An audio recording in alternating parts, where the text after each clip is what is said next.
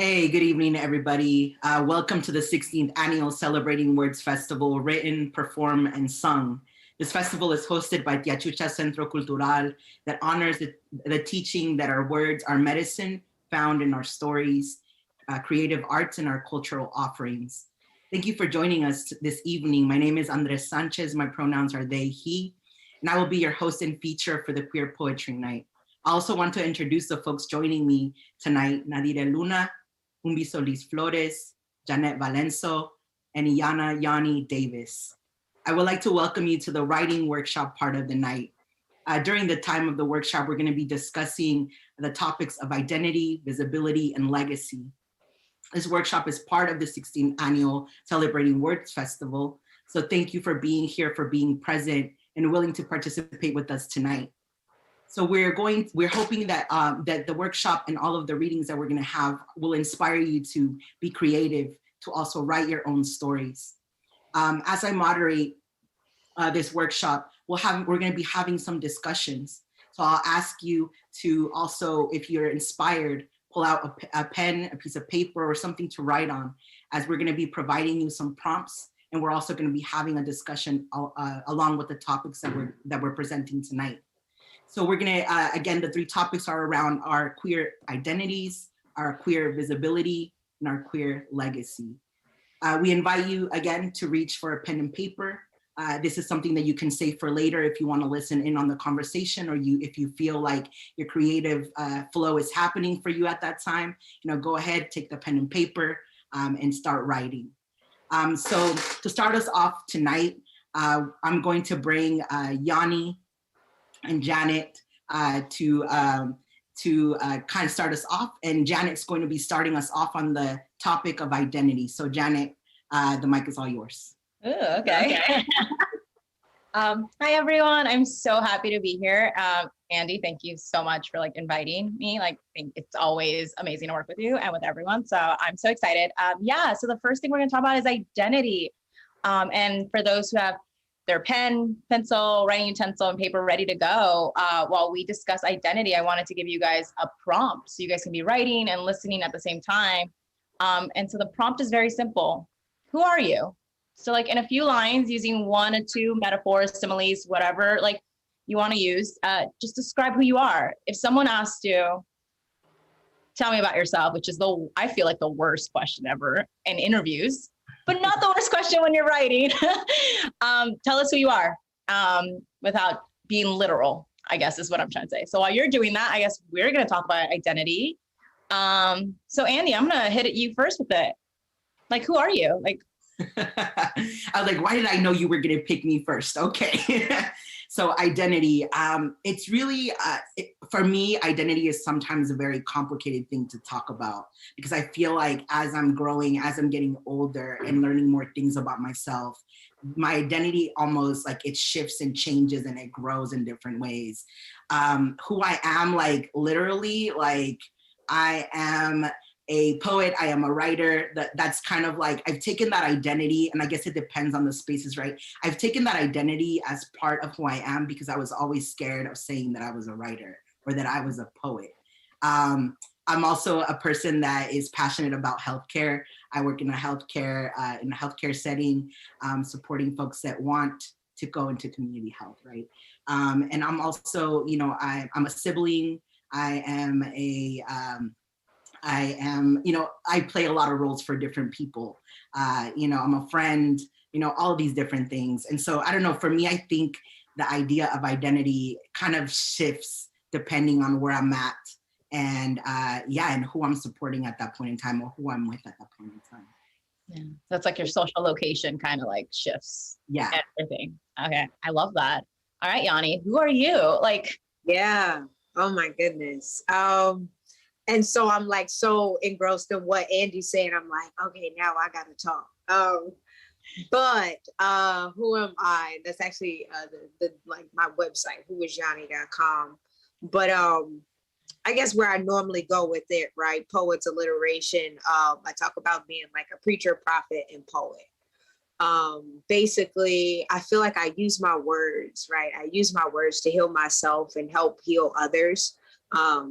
When I think about identity, I think more than anything, I think about my spiritual identity as a 3rd generation pastor, and what that means to lead people in love, and to show up in the world in a way where my character, my integrity allow me to show up and be the person I know myself to be.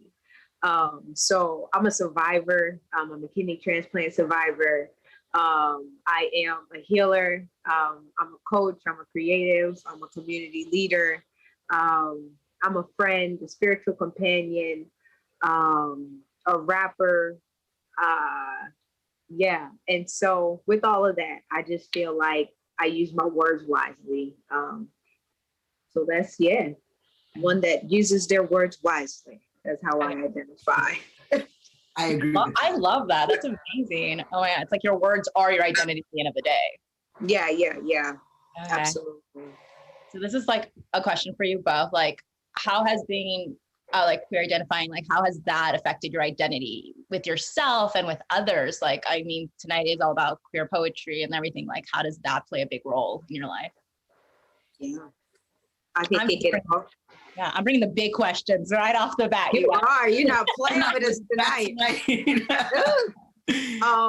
So as a pastor, like I'm an actual ordained like minister in the Christian Church Disciples of Christ. And a lot of times I just posted about this on Instagram. A lot of times people are like, well, how do you reconcile your sexuality and your faith? And I always have to tell folks there is no separation of my sexuality, my sensuality, nor my spirituality. It's all a gift from God. And so, yeah, that's how I identify, as like a whole person, as a like complete being. One that doesn't need the box. I don't need the closet, like I don't know who put me in here. I'm free, and so if nothing else, I think my identity is like one that attempts to like tap into freedom, and also liberation as I work through my own theology and present that to the world. Yeah. So following Yanni, that's I was really thinking about everything you were saying. For me, it's been an entire journey just to, we talked about, I talked about how I play different roles for different people depending on where I am. But one of the biggest things was that like I didn't feel complete for a long time. So I came out as trans a couple of years ago, almost 3 years ago. And so that has taken me in like a whole other journey, right? Of like navigating a lot of different things. But I also know that representation is very important. So I definitely am very proud of who I am, what I've accomplished, the things that I do to support other people. And so I very much carry that with me wherever I go. I uplift folks that ask for support, folks that are also wanting to get into writing. Our stories are some of the stories that don't get heard as often, right? So when we talk about writing and we talk about representation, it has to be in all kinds of different areas, not just in one or the other that's more like, gay or queer, right? Like we want to be represented in a lot of spaces. But I think specifically as writers, it's really important to uplift other folks and to be able to share our stories. I like that. Yeah. Okay. I like how you both are just talking about how like your connection with other people and like the wanting to help other people is what also helps your identity. At the end of the day, it's like, I see myself this way, but also how I present myself to other people also enforces how I see that at the end of the day. Like there's this connection of, I keep saying at the end of the day, I think because it is the end of the day. But yeah, I really like that. I'm trying to like, okay. So can I ask you that? Yeah. Yes, I am part of the question. Yes. Which one? That's the last question that you asked about carrying your queer identity. How do I carry that? It's, I think for me, my queer identity has been one that I've, in most recent years, have very fully embraced, because I grew up in that sense of not in the most like liberal spaces or like accepting spaces. Like I grew up with the sense of like the very passive comments that they do in like the Latino culture, like Latinx culture of like, oh, that's fine as long as it's not near us, or like, oh, but like, are you? And then like, so I kind of never really came fully out until like maybe in my early 20s. And so now I'm fully embracing that, because the first early 20s was like, oh, and so now that's going into my writing, because for some reason I would write a lot of poems that were about women, but I would use pronouns of he, him, and like or they, like, I would never fully embrace the she, like that pronoun. I'd be like, I don't know what, I think maybe it's just because I was like programmed in some way. And so I had to like rework that in my head and fully accept it. And so now my work is starting to like, no, this poem is about a girl I had a crush on for like 10 years. I'm fully going to embrace that. I'm going to like put the pronoun in there. So I'm slowly in those, I'm a baby when it comes to this. I'm like, oh no, I would say I'm more like if we're talking about like baby, child, teen, I'm now a teen because I went through that baby stage earlier in my 20s. But yeah, I'm starting to fully embrace it and accept it and just like fully go with it in my writing. Like, this is it. I am a queer Chicana and it's fucking great. Oh, someone had a curse and I knew it was gonna be me. Yeah. That's great. That's great that you're in that. Yeah, I think kind of along those lines, like, you know, growing into yourself, right? Especially because we come out to ourselves a lot sooner than we come out to everyone else, right? And so we live with this for a lot, you know, and I don't want to generalize, but like for me, my experience, like I lived with the fact that that I am a queer for a long time before I even said anything, right? And it does take some time to kind of grow into what that means for each other.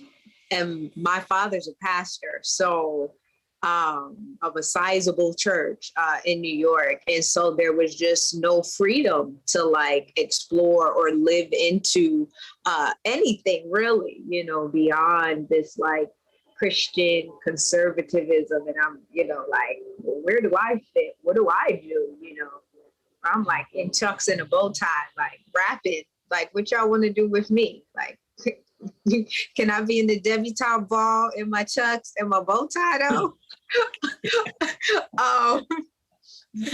So it's been a process to be able to show up in church spaces in my chucks and my bow tie, you know, and in my freedom, and serve as an example of authenticity and truth. In who I am and how I love the world, the community, you know, and the people. So it feels good to be in this place. Yeah, definitely. No, I love that. Yeah. It's as like I said, I'm like slowly coming into it. Like I've had to like, it's like what you said, you know who you are to yourself, and then you come out. And then you come out. But then you're also still, now you're relearning who you are in those spaces once you're out. Like, it's like, I thought I knew, and now everyone else knows. So do I know? Like, who am I with them knowing as well? And so there's that ever shifting like identity. I think identity is such a fluid word in itself. So I think, so that's my 2 cents on that. Nice. So I guess we're shifting now. Part 2. All right. Hey, everybody. I'm Reverend Ayana Yanni Davis. Y'all could call me Yanni for short. Grateful for this opportunity. Andy, thank you. It was good having you on my platform. My Supernatural Life, The New Wave, back in January. Thank you, Janet. Oh my goodness. Poetry, like, for the people all the time. Thank you. So as we think about our work in the world, even our personhood, how we show up, who we want to be, how do you all relate to the word visibility, right? So even as we maybe think about society and its constructs and its, you know, its judgments, in certain places and spaces. What comes up for y'all when you think about visibility? So Janet, let's just start with you. Okay, now I get how you felt when I just threw questions at you. I think for me, visibility is a big, I very much acknowledge that I'm very white passing, even as a Latina. So my thing has always been like, how do I use this to my advantage to open doors for other people?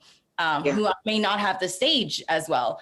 Because I know I can walk through some rooms without as many barriers as others. And so I think for me, that's what visibility has always been, is like open the door, but at the end of the day, if it's just you walking through the door, then you're not actually doing the work. It's how do you bring those people behind you up to the front and know when to step back, because your job isn't to always be the one that's visible or like be the one there. It's your job is to make sure that others around you are also being seen. Because at the end of the day, if one of us gets ahead, okay, one of us, but like that doesn't mean anything's changed. And so, yeah, when it comes to visibility, my big thing is I'm just here to open the door and then let's go. People, because I'm not, I know that I've had not as many barriers to be visible in spaces. And I'm very aware of that. And I try to use that for other people's advantages because I don't, yeah. Very nice. Yeah, we got a communal theme going on. All right. I love it. Makes sense. Makes sense. Andy, visibility. How does that sit with you? What does it mean? Yeah. Yeah, I think this became a big question for me when I was getting ready to release my book, right? I don't know that there are many transmasculine writers of color. And so part of the process in me creating this book was like, what am I trying to say? Why is it that I'm writing this book? And it's for visibility, right? Like our stories are important it's a different perspective, right? So not just because like we're queer or identify, on the spectrum of LGBT doesn't mean that we have similar stories and we can maybe share, similar things that happen, but our experiences and journeys have been different. So when I think like when I think about visibility, like I think about like, again, going back to that idea of representation as well. Are we represented in all of the spaces, right? Or is it just specific spaces because it's convenient, right? Yeah. To highlight specific folks within events or things like that. So when I think about visibility, I think about representation in various levels. Yeah, absolutely. Yeah, I think it's the same for me. Like, even having grown up in the church at a very young age, I was like, oh no, I'm taking this to the streets. Like I want to be with the people. And then, all right, church folk, y'all catch on and y'all meet me where I'm at. So it's just been really awesome to like be able to blend the worlds and bridge these divides in this really cool way. So that there's visibility around a person living authentically, living true, as a follower of Jesus, as an African descendant person, as a activist, as an artist, as a creative, as a nonprofit owner, like it's so important for people to just see us, just thriving, and being brilliant. So I'm about to hit y'all with one. I hope you're ready. People say, watch out when Yanni flips that hat to the back. So I'm flipping the hat to the back. All right. Name a time where you felt unseen. Was there a time where you felt unseen? Let me give y'all a second. No.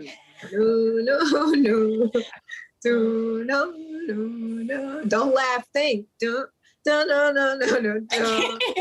I can't do it. Sorry. All right. Let's breathe in. Everybody breathe in. Breathe out. The time when you felt unseen.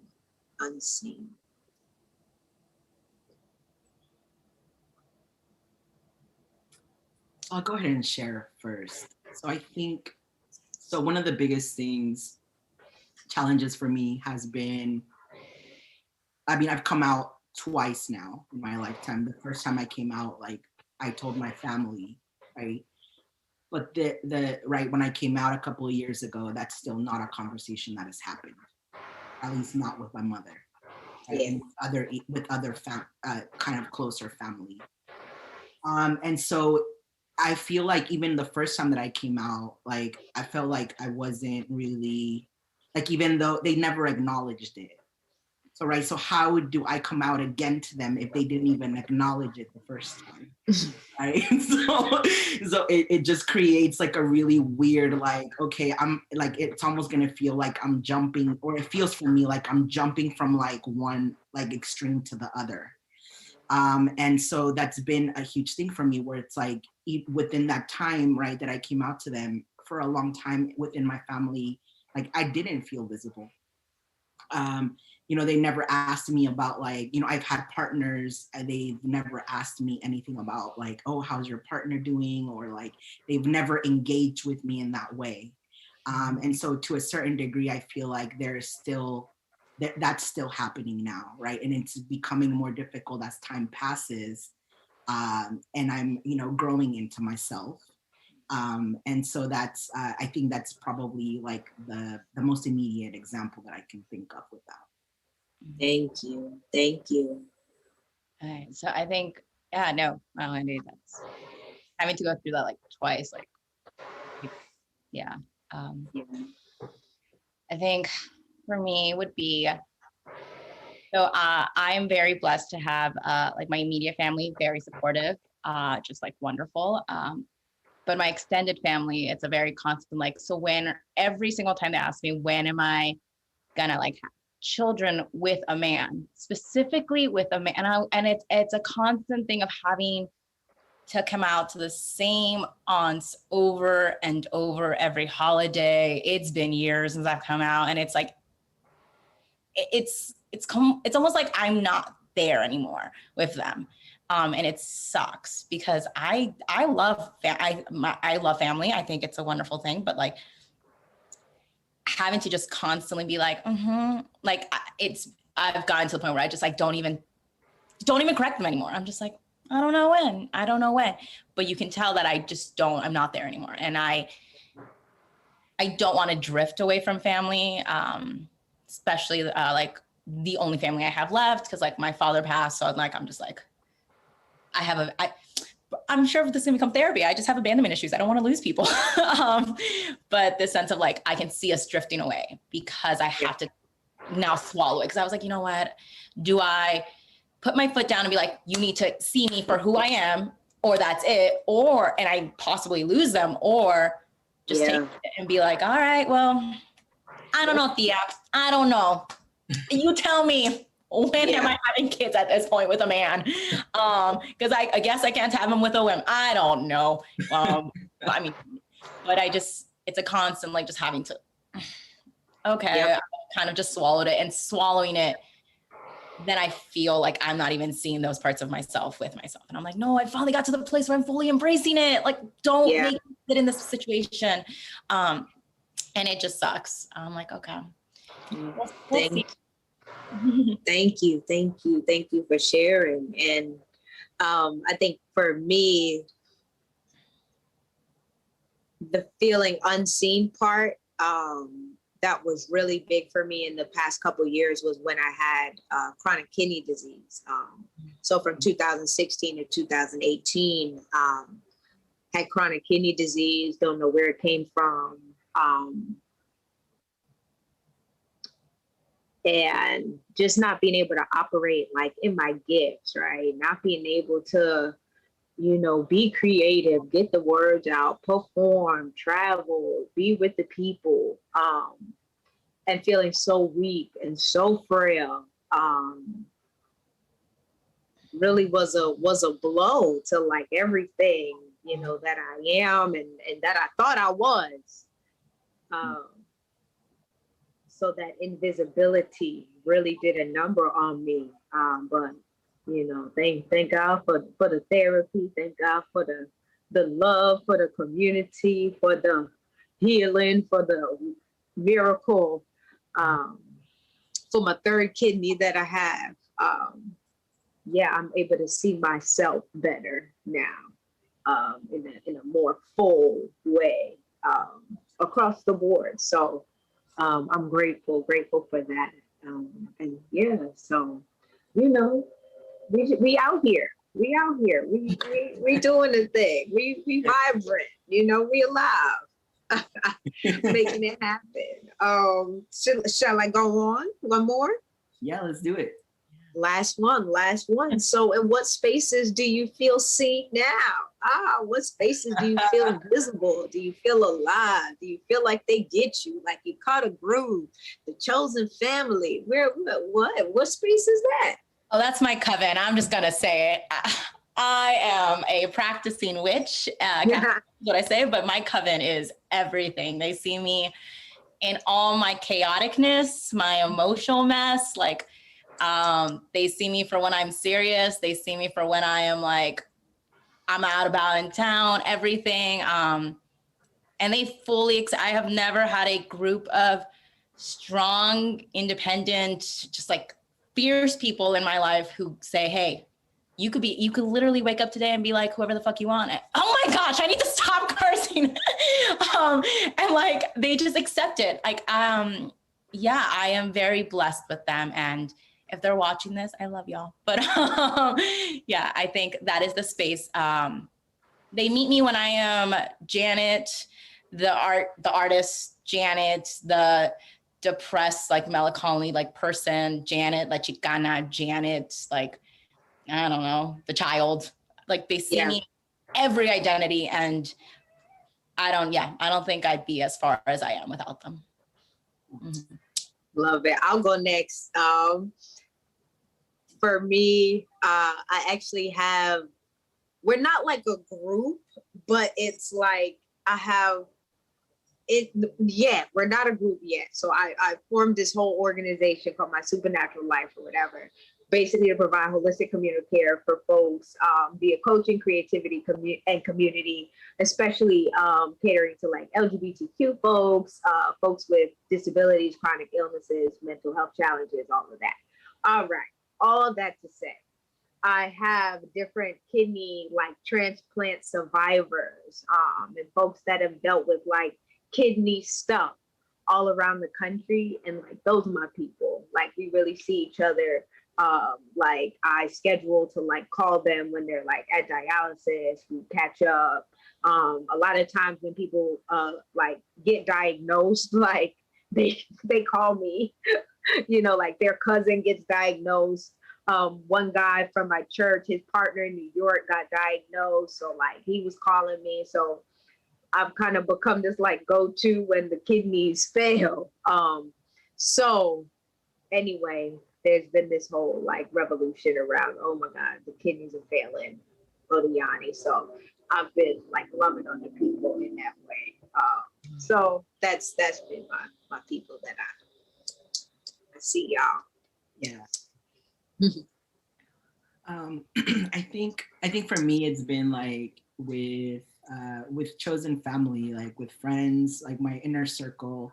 I think similarly to what Janet shared, of like, you know, the folks that I go to with like when like something is not going right, right, that I ask, like we have a chat and like, can I vent right now, right? I think those are the spaces where I feel most visible.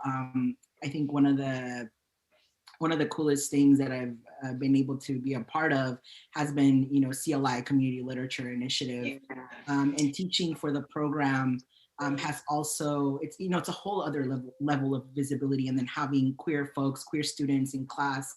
And I'm like, yes, like these folks are gonna, you know, go on and also write their books and, you know, create this, this stuff that's gonna be left behind for other people to read. Like it feels like it's such a great experience, and it feels good to be able to support folks to do that piece. And I think that's also been a huge way that I've, you know, continued to feel visible in different spaces. Yeah, but I think at the end of the day, it's gonna have to be my friends and the chosen family, and just like all the love and support that they always bring into, you know, to me, and it's just been, yeah, that's all I can say. Yes, beautiful, beautiful. Well, I see y'all. Yes. Yes, we'll jump in then into the third part of the workshop, which is talking about legacy. So for the folks at home, if you are writing these prompts down and you want to, you know, write on them a little bit later, The prompt for you all for this piece is, what is the legacy that you want to leave behind for others to follow? And so I thought I'd open up a little bit with like, the question is like, what does legacy mean? What does leaving a legacy mean? Right? It's a huge question. So I don't know, I'm gonna let y'all fight it out. Yanni and Janet. Who wants to go first? Yeah, I'll go. I'll start. So I'm a graduate of Spelman College, which is an HBCU in Atlanta, Georgia, historically Black college. And the school was founded in 1881 and actually was founded as a seminary, a Baptist seminary. And there were 11 students.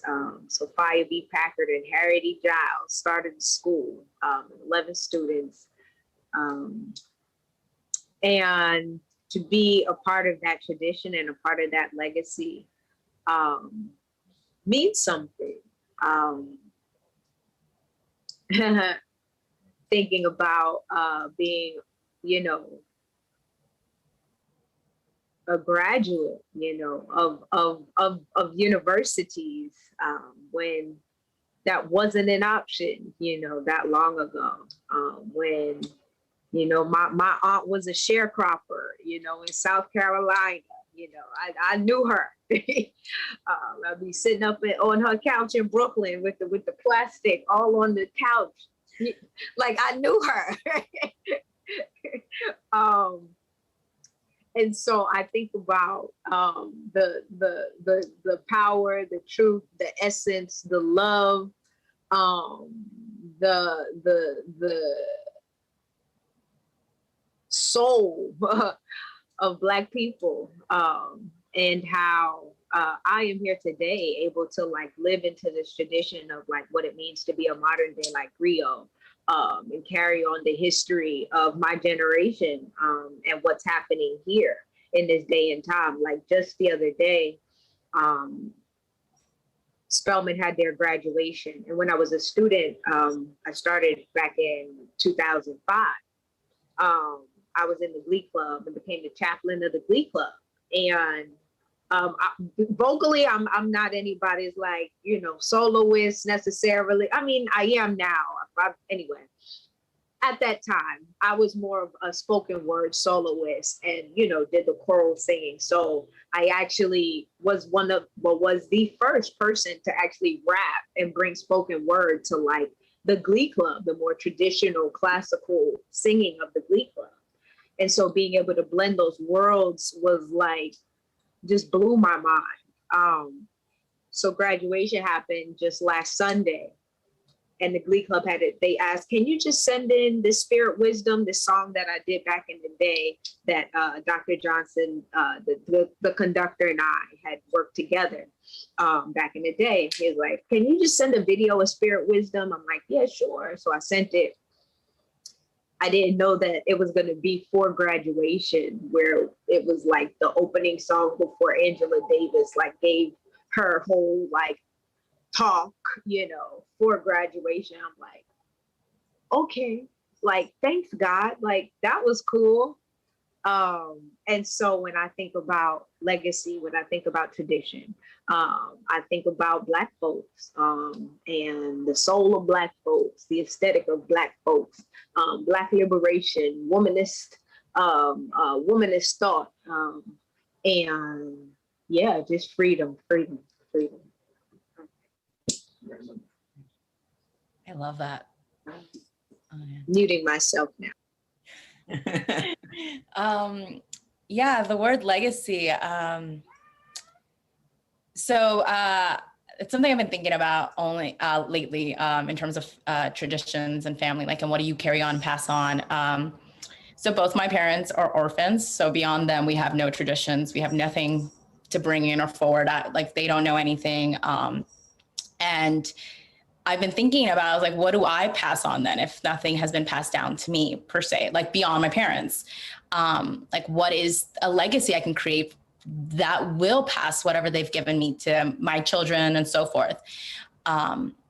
And so I'm still working out on what that means personally. Like, I was like, what legacy can I give? But like in the word itself, I think legacy is when you take the stepping stones that others have given you, and you make sure you go beyond that stepping stone. So the person after you doesn't have to start where you started. They have yours, that your finish line is their starting line. And I think that is the best thing you can do for any legacy you create. It's like, all right, so all the things I've gone through, I'm going to make sure you don't have to go through them. Let's put into action. And I think that is the greatest legacy anyone can leave, is to make sure that the person after you doesn't have to suffer the same things as you, that they can take your achievements.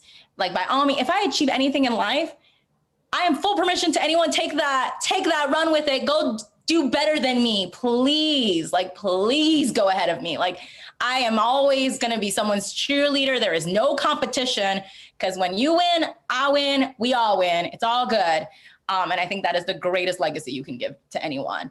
But that's what I think of the word and community, and in general. Personally, my own family's legacy, I'm still trying to figure that out, because what do you do when nothing's been handed, and you have to start creating traditions and like stuff like that. So yeah. I like that. Take it and run with it.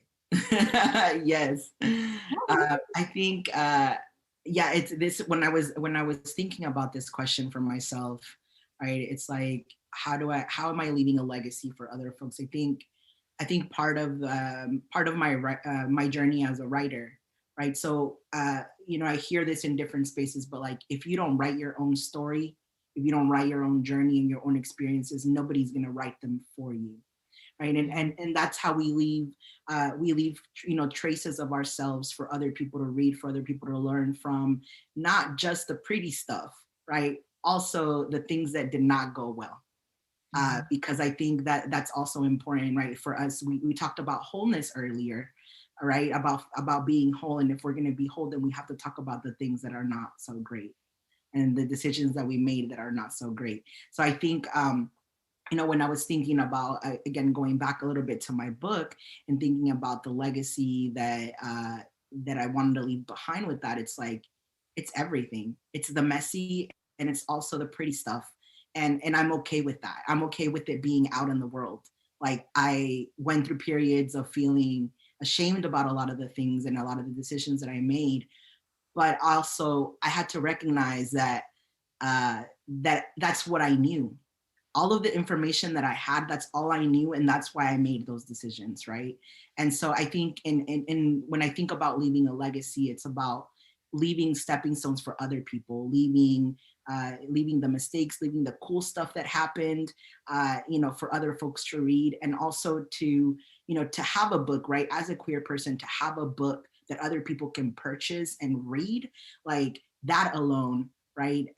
You're leaving something that's visual, something that people can hold and say, like somebody else did it, like I can also write, poetry, I can also, all of these different things. So that's what I think about when I think about legacy. So the second question that I'll jump into is, what have been some of your, like, maybe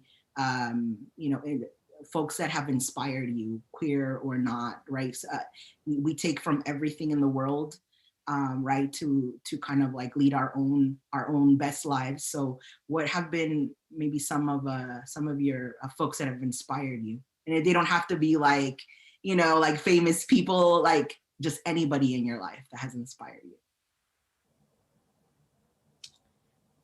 I mean, I got to give it to my mom. Oh, this lady, I don't get it how she does it every day, but like, she takes the worst parts of life and makes them work. And she doesn't just do it for herself. She does it for us. She does it for her family, her friends. And I find that so admirable, that at the end of the day, she can go to bed and be like, I took what the day gave me and I made it happen. And there are no regrets. And I was like, dang, I want to live like that. That's pretty cool. And I think that's why I'm so interested in now, like, what legacy can I implement in my life? Because if this is a woman who has had nothing handed to her. She came over pregnant, from Mexico, like nothing was handed to her. And I have seen her build an empire. And I'm like, okay, so you don't need to be handed all this stuff in the world to start like she is already making one. I was like, it would be a disservice if I don't take what she's given me and created something for someone else. Because that is what true legacy at the end of the day is. Now I'm gonna go hug her after this now, if she's not asleep. For me, definitely my parents, my mom, as an early childhood educator, had a daycare for about 35 years in Brooklyn, close to 75 children each year, just generation after generation, like children, then the children's children, right, end up coming to the school. So definitely my mom as an educator, then my dad as a pastor, as a leader in the community, having gotten, grocery stores built and food deserts and expansion on the church and training ministers for after minister, thousands upon thousands of people just touched by his ministry. And building an affordable house, 76 unit affordable housing unit, like this guy is, he ain't no young guy, out here doing all of this stuff. And so definitely my parents, I say, my daddy is a preacher, my mama is a teacher with roots like that. I was born to be a leader. And so giving thanks for them and for the 3 years that mom was here in Los Angeles with me as I was healing through chronic kidney disease and recovering. So love y'all. I don't think y'all are up at 11 o'clock in New York, but it's all good. You'll see it tomorrow. Yeah, so I also with this, right, with this question, and you all talked about moms, like, my relationship with my mom has been, it's constantly fluctuating. But when I think about, so my mom also came from Mexico. She was super young when she came here, and they left us in Mexico, my brother and I, for 2 years before we actually came here.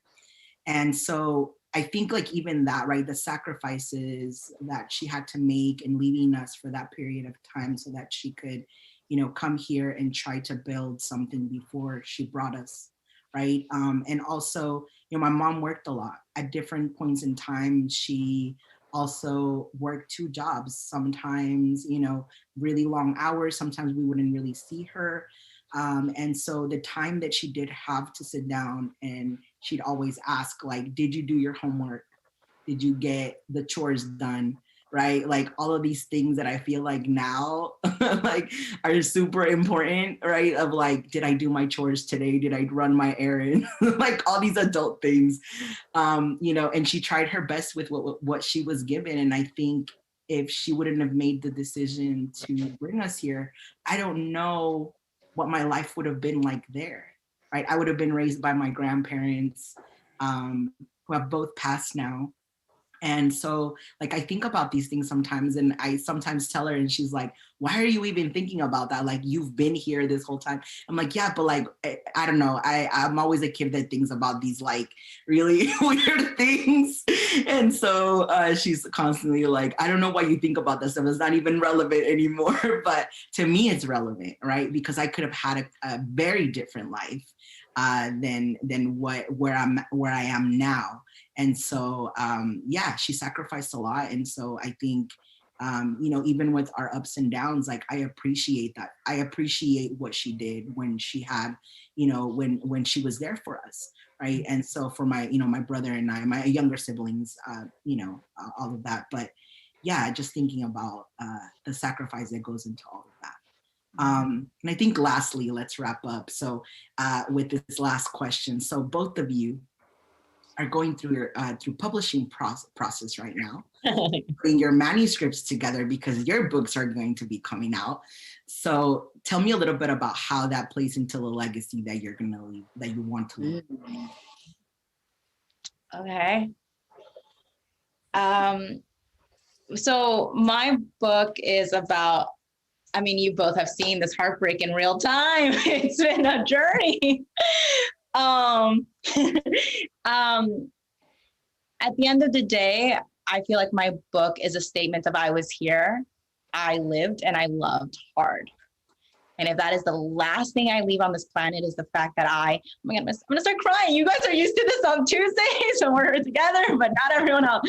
But like, is that I can go, in the end, obviously we all have to die, as morbid as that is, but like, love doesn't die. At the end of the day, my book is a moment in time where love was so strong that it just created a whole life of its own. And that if that is the only thing I leave as a legacy is, hey, that girl knew how to love the heck out of someone and she knows what love is. And if that helps another person, like, you are not alone when you feel the mess, the chaos, the fire, and like you're burning down everything and you're like, I'm going crazy, but it doesn't matter. Like, I see you. And that is, if that's all my book does for someone, is like, this is your roadmap that at the end of the day, you can say goodbye to everything that's hurt you, but you will say hello to yourself. You will say hello to the love that you're capable of giving, and someone else, even after you're long gone, even after I'm long gone, will say hello to that love, because that's what my book is going to do to someone. Oh my God, sorry, that was like super passionate for, but yeah, I think I hope that's what my book leaves in terms of legacy, of like visibility, like, hey, I see you, like, you hopeless romantic out there, I see you. And it is a cruel world to some of us, but at the end of the day, they're not going to kill the love inside of us. Yes, I like that. Yeah. Wave. So this is actually my second book. So my first book was self-published in 2013, maybe, called Love Poems for Peace. And it was just my view on the world and how we create peace. And people call me the peace prez, the peace pastor, whatever. So my vision for world peace and my love poems and, love poems for peace. And so here we are with waves crashing against Black skin.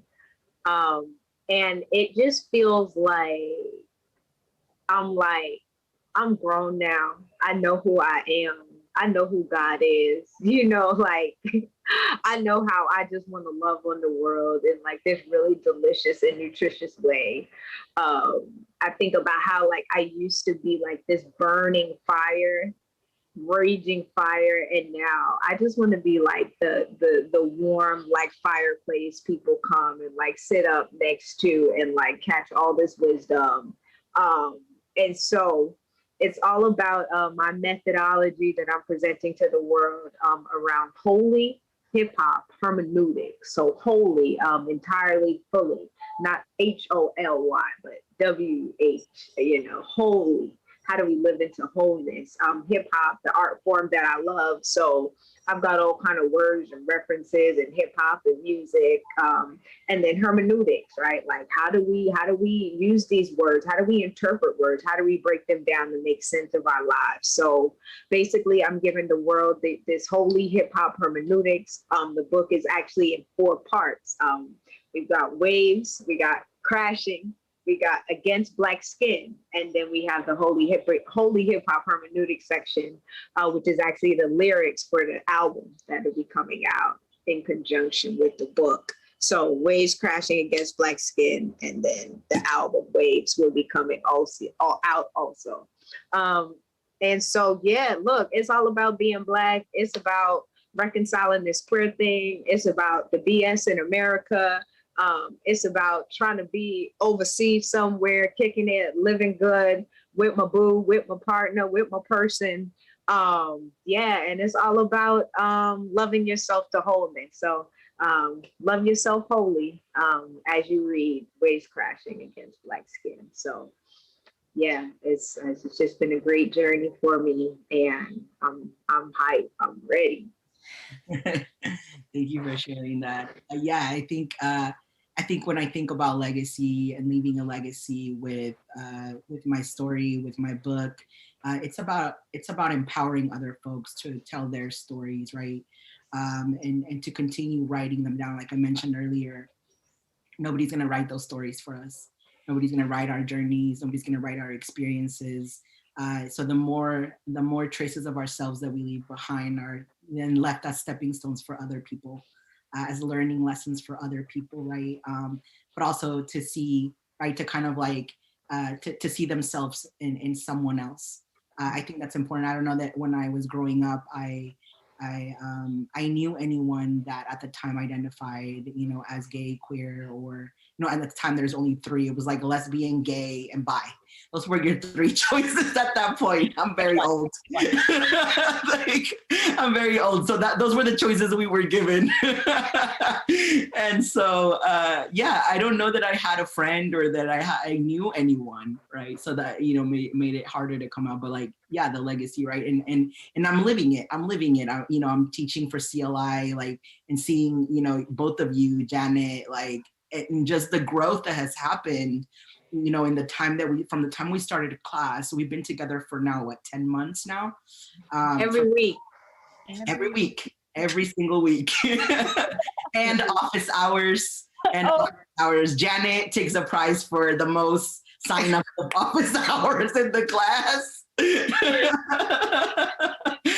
So so all of that, I think, I'm living it, and I'm really excited to see, your books come out. and I will be there, I'll be present, and it's going to be an exciting time. I'm looking forward to it.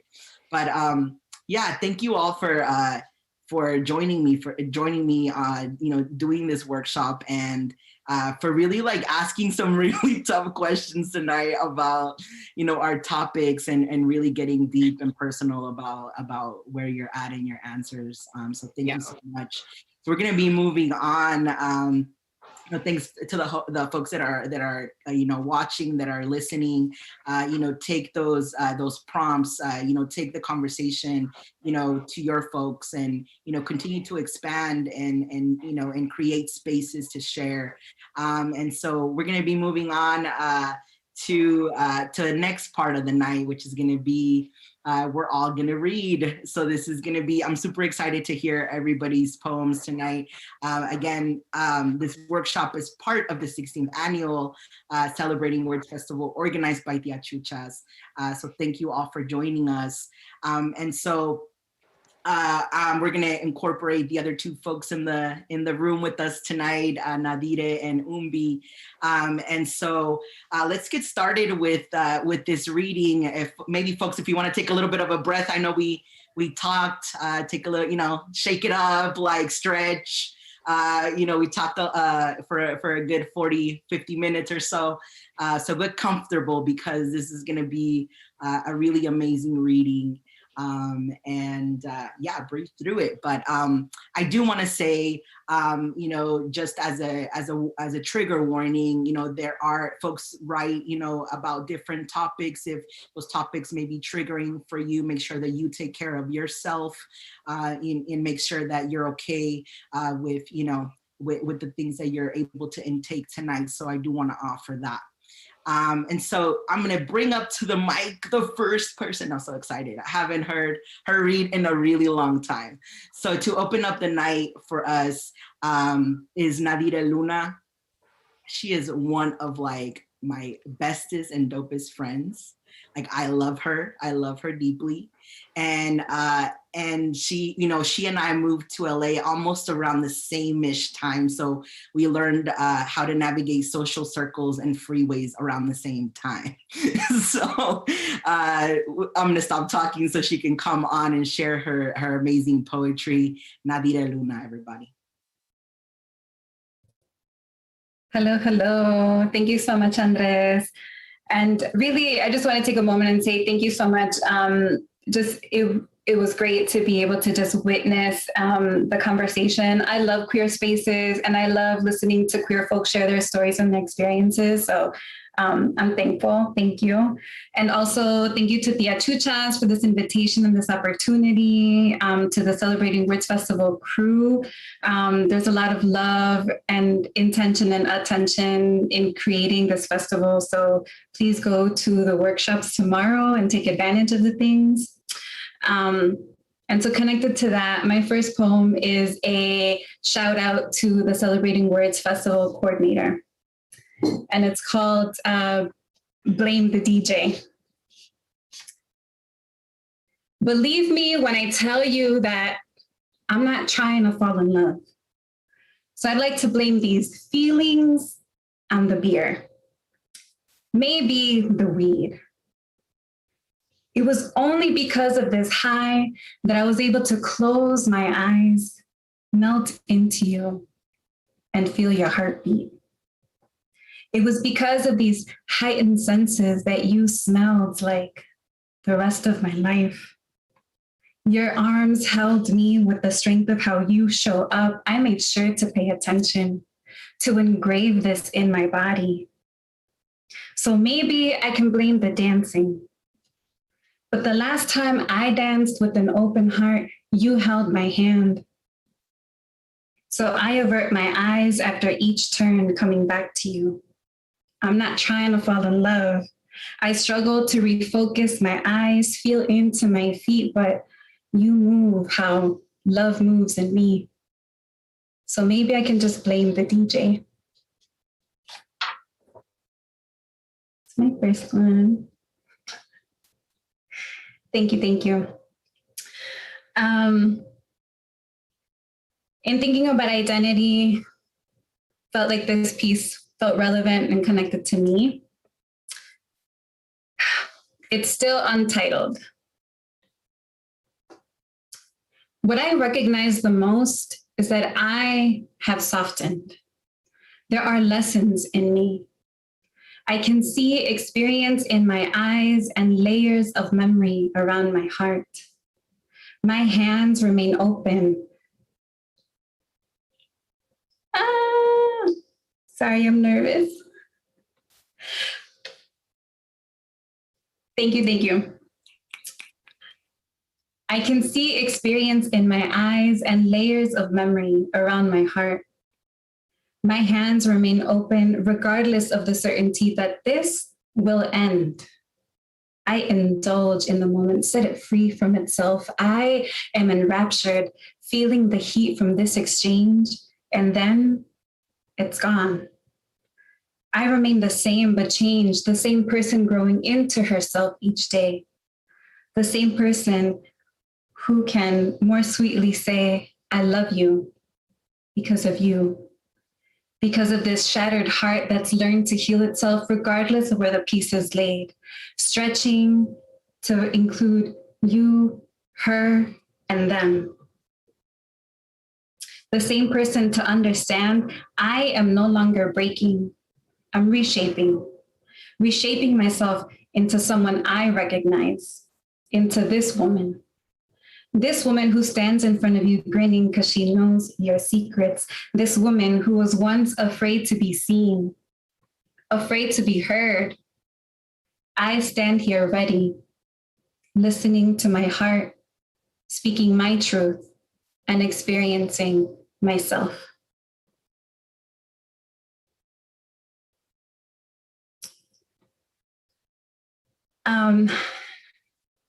This is it's been a while. It's been a minute since I've shared my poems, so the jitters are flowing.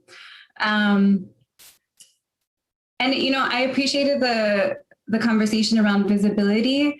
And I think also, right, there's a risk, right, in being seen and being your authentic self, because you have to show up as yourself. And sometimes we can control that, we can shape that, and sometimes we can't. And this is something that happens to me that I can't control. So it's called crushing and blushing. I experience embarrassment, lying, anger, and crushes in a very visceral way. My heart drops. My body pumps out adrenaline. causing me to have to decide, will I fight, freeze, or flee? In this moment, I'm sitting across what feels like an important crush. But we are just friends having brunch. I tell myself, keep it together, Jackie. Inevitably, her sweet smile triggers the alarms. No, stop. Not now, not in front of her. Breathe, relax. This is no big deal. My mind rushes to assess the situation. Do I fight the intense blushing that is about to happen? Or do I freeze and sit through the entire experience, potentially stuck in a blushing loop? Or do I run? Yes, I should run. But the hallway to the bathroom feels endless, and the universe forbid I send her the wrong message. I have no choice. The only option is to sit through the heat wave that builds through my body, increasing my temperature, which has now created a little sweat puddle above my upper lip. And the tiny dilated blood vessels flush my cheeks with pink and red over and over again, announcing to the world, yep, this is happening.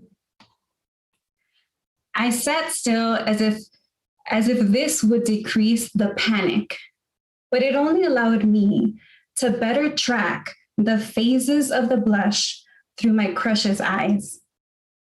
Her pause told me she recognized what was happening.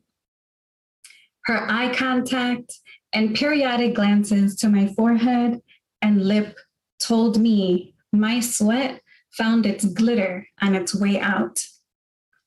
She sat through it with me without saying a word. And then it was gone. My heart found its place back in my chest, and we continued on until the next one.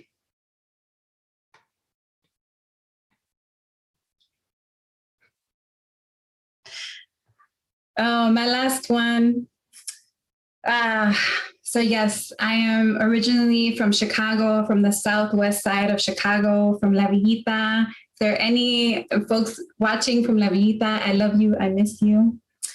And now California's home, but in between this, I also lived in DC. And so this poem is about that. The journey, not DC. It's called Home.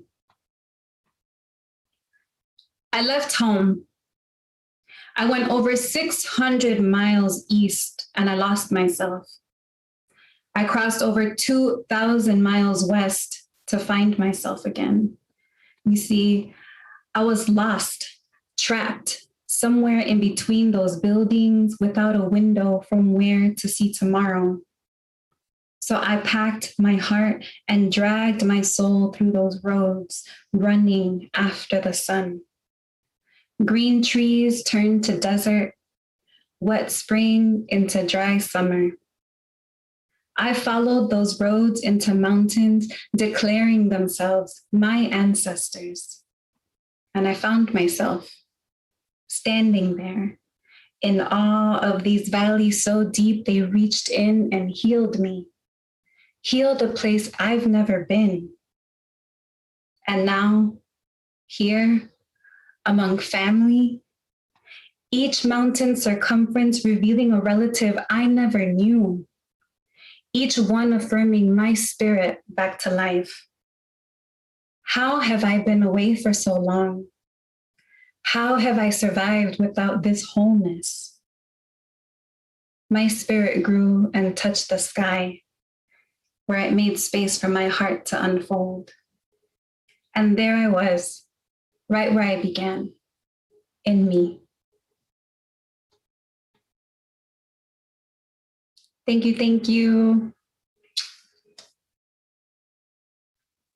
Jackie, where have you been hiding? I haven't heard you read in a few years. Thank you so much for for those poems that, was it called Crushing and Blushing?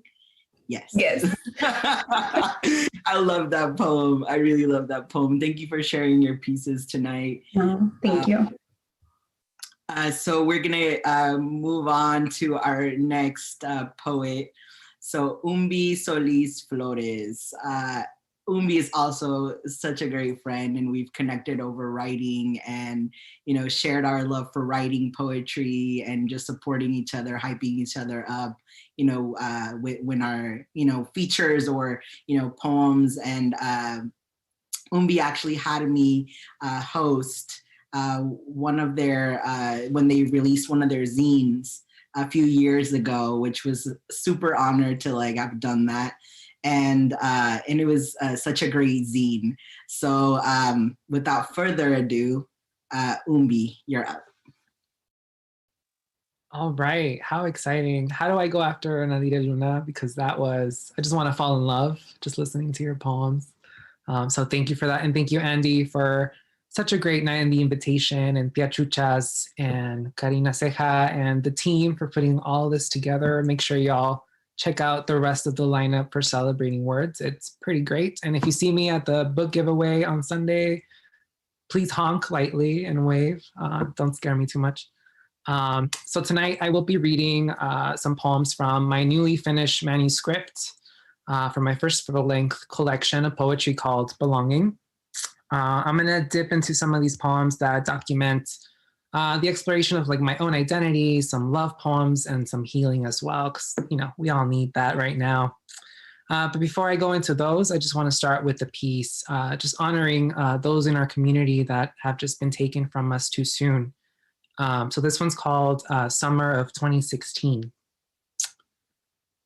We gather at the hilltop edge of Pacoima and attempt to form a circle as the warmth of golden hour soothes our skin, shines on our tears, and simmers on our grief.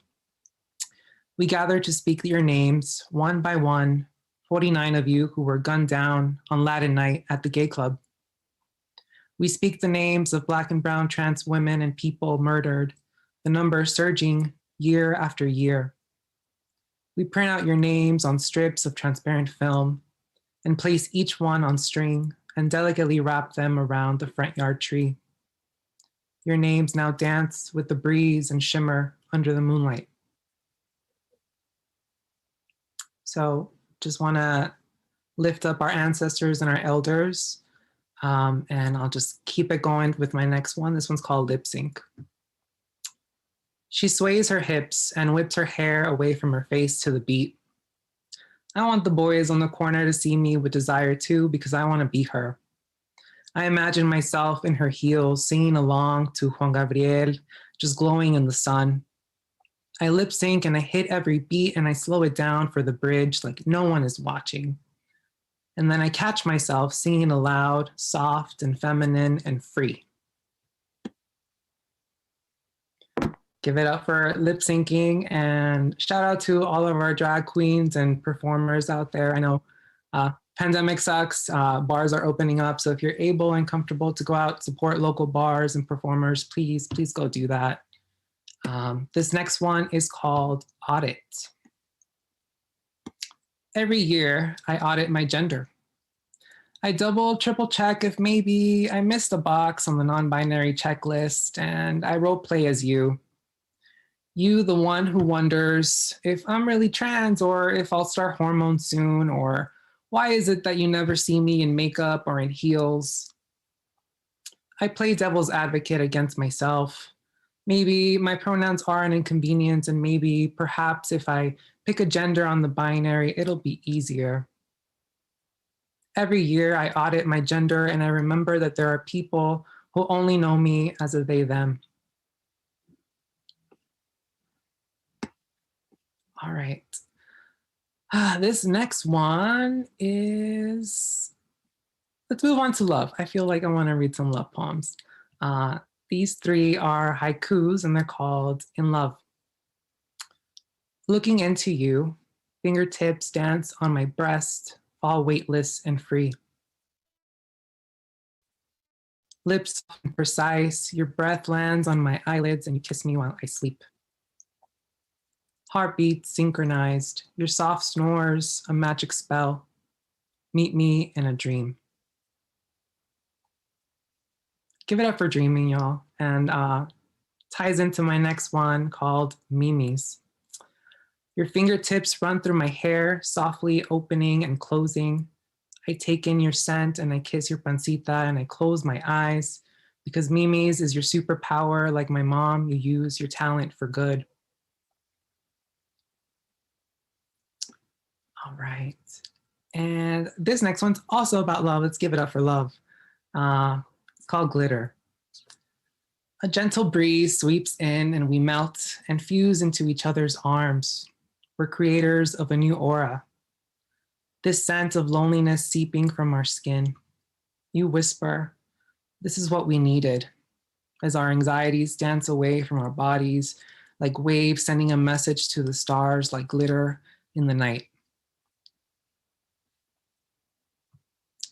All right, let's get into some healing ones, right? Of course, it's titled Healing, so let's get into it.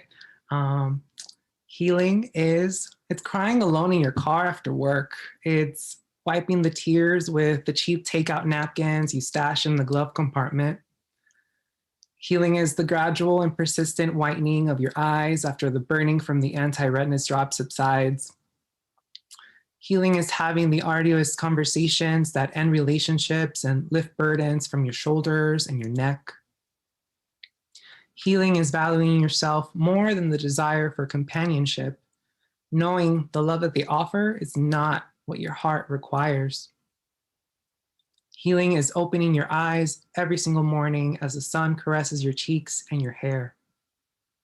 Let's give it up for healing again. This next one, I have two left. This next one is called Corazón, and it's a letter to myself, my younger self, really. Goes like this. Corazón, be patient. You're not done growing or shining. The key is to keep going, to be consistent, and to be true to yourself. Nothing in this country is easy. You know this. Never forget crossing in the middle of the night through the dirt and the mud or holding your mom's hand on the car ride to Pacoima.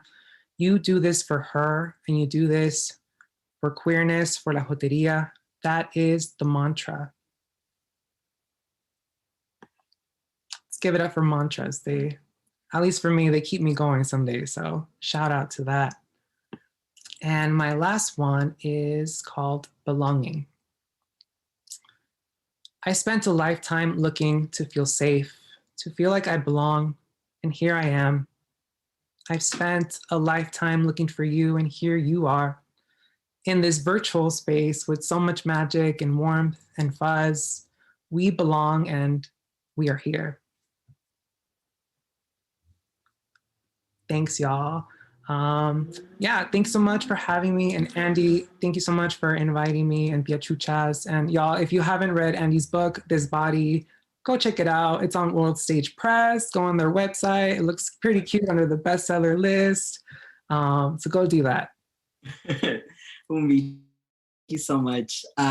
Writing poetry is not easy. You're right. We don't write like these long stories. Like, we essentially have to create these small moments and these small experiences in a short time. And one of the things I appreciate about Umbi's work, it's like to the point, and like those haikus, I can't write haikus.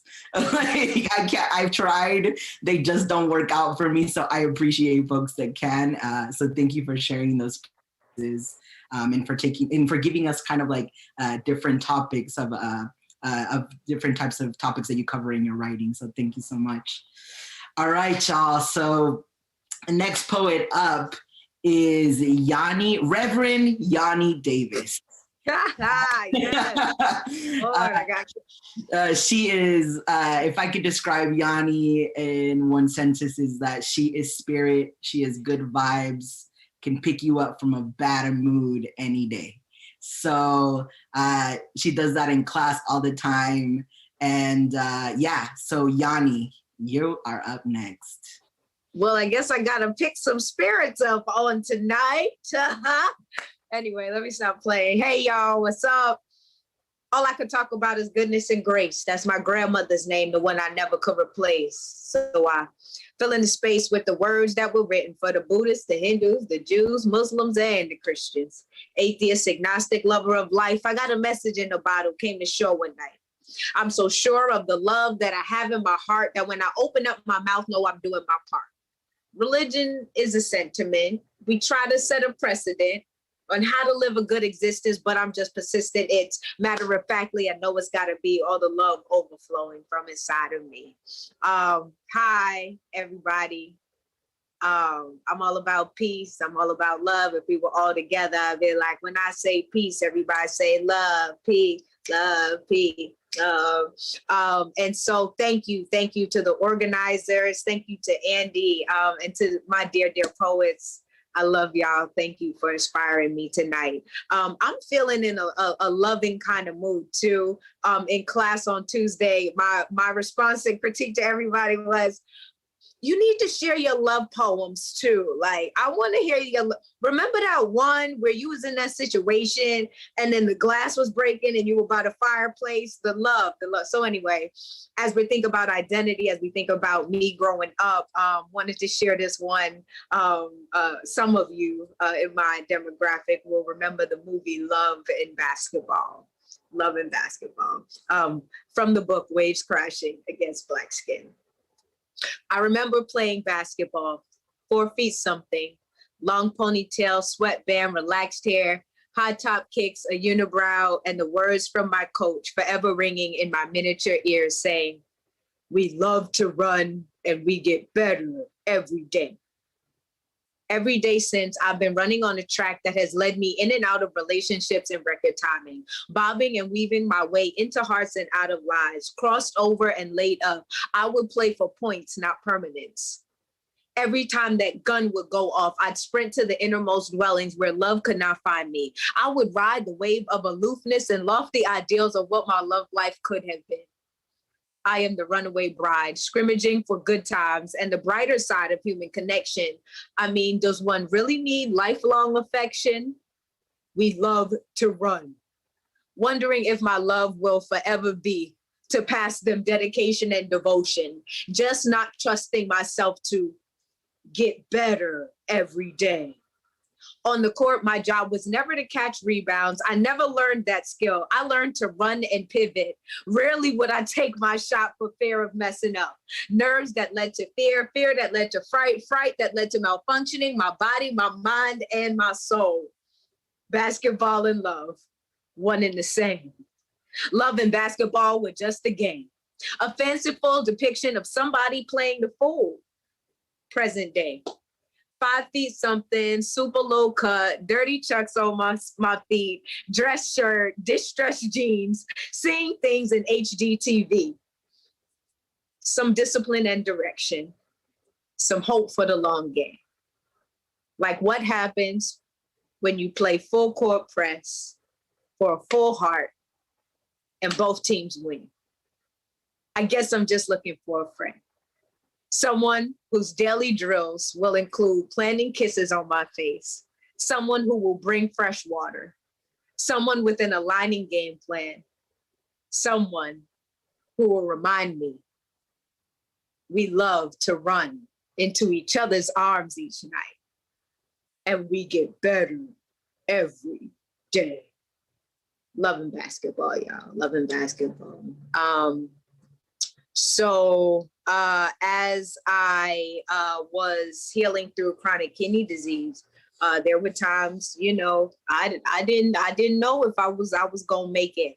In particular, there were 3 days where I was unconscious to the world. We didn't know what was going on and if I would come back. But I had this idea around eulogizing myself, even. If I'm honest, kidneys have a time span. They have a time span when they are not from your body. And so I ain't afraid of death. I ain't afraid of what's next. So I just got to love my people while I'm here. So this is dedicated to myself and dedicated to all of you. From Waves Crashing Against Black Skin, live to live again. When I die, know that I will be ready. I will not be surprised by the rebirth, by the renewal, nor by the rest. You will grieve my absence less and less, and that will be all right. I promise to advocate and love you for the remainder. If my math is right, I will live infinitely in the hearts, minds, and souls of warriors just like me. The ones who chose to live in peace.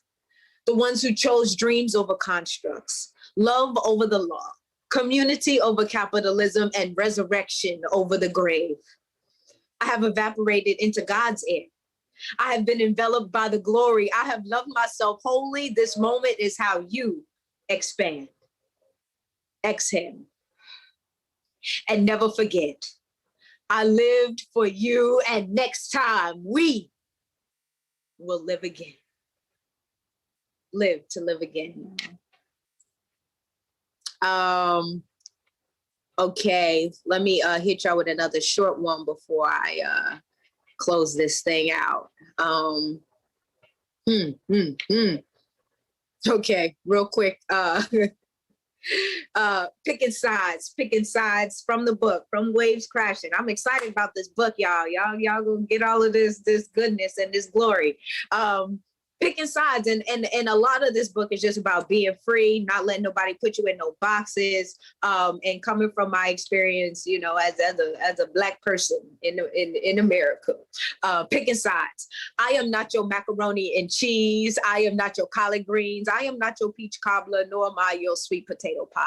I am not your either or, nor am I your both and. I am everything I choose to be, and it shifts moment to moment. Where did you conclude I should mean more to you than what I have already given? Why are you so driven? You go places only audacity goes. How did you decide how I should hide from this distasteful and distrustful world? I am not your dream come true. I am the original nightmare you inflicted upon my people, returning in the flesh to swallow the forces of negativity whole. I will never be your future. I am barefoot in red clay, sailing on pink sands. Watch me wine and dine until the tease that is me causes you to apologize for things you ain't never done. I am not your image of beauty. I am the sword of truth, slaying silly dragons and demons as I spell a safer reality into existence for the youth. I am not your guru or your guide.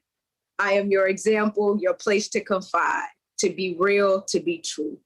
Speak your story of reverence and resistance. I am not your place of resilience.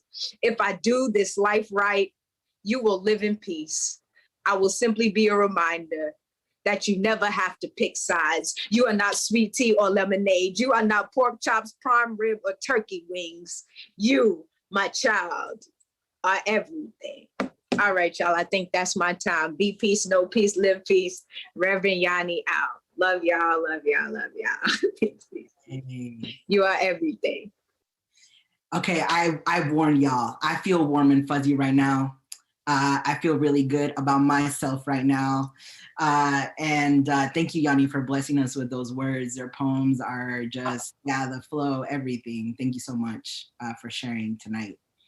All right, so we're gonna move on to our next poet. And a sentence to describe this next poet is like strong mujer, like fire like Aries, because she's an Aries, in case people wanted to know. Such an amazing writer. It's been a pleasure to have her in class, and the poems that she shares are just fire. So, all right, bring your fire, Janet. Okay, thank you. All right, so this first poem is actually going to be in my second book called After You Said Goodbye, which will be about what it is to be a Chicana with mental illness after your parent passes. And actually, we'll talk about legacy in a lot. So it's so interesting. We talked about that today. But speaking of being an Aries, this next poem, it's going to be published later on this year with Dryland Literary. So I wanted to share with y'all. It's called The Planets. So here we go. When I joke the planets are out of whack, what I mean is my chakras are misaligned. When I write chakras, I mean my heart is in my throat, my stomach has eaten itself, I have no spine to keep me upright, I am laying in bed for the third day and have yet to rise like all the prayers say I will.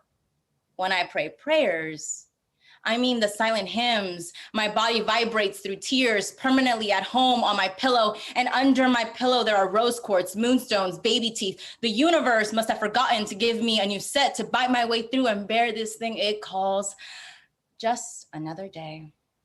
The universe is forgetful. But this body is made of constellations that remember what the sky looked like when my heart tried to speak but got stuck in my throat. What I mean is I remember it all, but the planets are out of whack, and I do not know how the gods did it, creating a whole universe and then placing it inside of me, only to Big Bang its way out, and now the planets are out of whack. All this to mean I have not showered in over a week. But yeah, so that's from the second book, but let's go to the first book that I should be talking about. So my first book is called Before I Say Goodbye, and it is in 5, it's a poetic play. Each play goes into the next play, it tells a whole story, it's a love story. And this is from the first act. So this is called Can I Ask You Something? And it is one of my favorite love poems. Can I dive headfirst down your throat? Or will you choke on all I am? Can I backstroke through your bloodstream all the way to your heart? Or will we always be slightly offbeat? Can I curl up inside your stomach and spoon feed you my mother's recipes? Or will you starve us of attention? Can I dance in circles in your lungs, be swept up and down, in and out? Or will I blow this up before it has a chance to breathe? I can make myself home in the creases of your dry elbows, in the knots in your upper back, the pus ready to pop on the pimples you hate, but I love, in the swelling of your feet after a long day, and your bit down to the cuticle nails that never scratch when exploring my inner thoughts, your abdomen folds folding right into mine after eating me up, and in our knees bumping into each other as we try to sleep. Can your body handle mine, or will it reject this donor's heart and transplant me somewhere else? I don't care for the glitter, the gold, picturesque poetry people want. This body is meant for windows open, lights on, clothes off, sweat and noises and hot breath, for food stuck in between teeth, overbites and understanding, for you and you and you and me. Can you slip me on like your favorite pair of docks, or will you eventually wear me down until I am nothing but a pair of hands holding on to a memory? So that is, Can I Ask You Something? And then this next poem is called Thirsty. It is about a gorgeous woman who is still in my life. And I realized that in that moment, Shannon, you're not straight. And I should tell her this poem's about her. I've shared it with her. So one day, so it's called Thirsty. And this was published earlier this year with Acid Verse. So yeah. I inhale drinks like water to quiet a thirst I would not name. But each drop a dehydration I could not stop. I beg the blessed skies and California bars, but acid poured instead from the ceilings as if God herself was emptying the cup down my throat. Or did it slip through her fingers as your hand brushed against mine? My throat scorched, and you, a wildfire I would not look away from. My cheeks, a blushing flame matching the color of your smile. My hands reaching out in prayer as you refilled my unholy cup.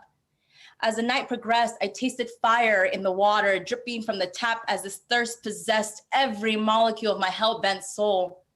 I prayed my God-fearing upbringing could forgive this devil in a dress downfall.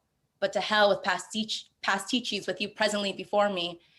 The angels would kill for the way you were bartending to my needs. Demons would repent at the sound of our glasses clinking at a hollowed toast. We were sober and drunk, blessed and cursed, two thirsty souls in a California bar with nothing but our hearts on our sleeves and our names nowhere to be found. Until you shared yours and my thirst finally had a name. So that's that one. This is this next one, it is from my book, Before I Say Goodbye. And so I shared one from Act 1 at the beginning of like falling in love. And you're like, oh my God, I'm so nervous. This is from Act 5 after it's burned down and crashed and I went full Aries. So this is the Aries coming from the flames. And this is from Act 5. Yeah, this is what happens after. Basically, what I'm saying is never date a poet. You never know. They might just write a whole book about you. Okay. Or, maybe it's a good thing. I don't know. All right, so this one's called A Love Only the Gods Can Hear. This is for the women who have swallowed more than they could stomach. The ones that kept it buried so deep they almost forgot they could swim. The women who stayed and the ones who left and the ones who are still going. We bury so much. We bring our own shovels and flowers to our own funerals because, no, I don't want to bother you. I'm great. I can do this. Smiles are easier than the truth. We lie. I lied. For too long that I forgot I had cut out my tongue and served it on a golden platter, held my breath in case my need for air was too loud. Inhale, exhale, quietly. Do not disturb the dead, and definitely do not wake up the living. Held my heart too close to my chest that it buried itself so deeply it came out on the other side and left a hole in its place. I tried to find it once, wandered through rooms, arms reaching out, but slaps on the wrist or my body pushed up against the wall were the only things there to greet me. I never knew what would happen if I spoke too much or not enough. When we girl are hurting, we do not let depression make any noise. Anxiety does not have a name. And if it did, it definitely did not sound like ours. When the cuts and bruises show, we bring out our makeup and brushes and glow that shit up, cover it all in bronzer and eyeshadows and wipe off the mascara tears. When I, mujer, was losing my grip on who I was, I swallowed my pride, filled my stomach, overflowed to my throat, and I choked on my own blood. I had no tongue to stop it.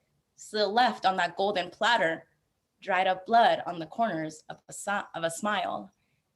When they said I was too much, I learned to quiet my body. It croaked dead on the spot whenever I walked through the doors of any room too big, and somehow I was still not small enough. I learned to never ask for help. That's fine. I know. I'm strong enough. When we ladies love, we love loudly.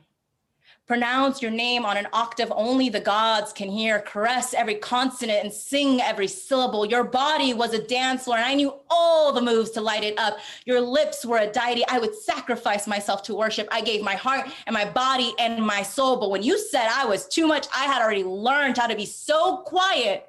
Even the dead thought I was one of them.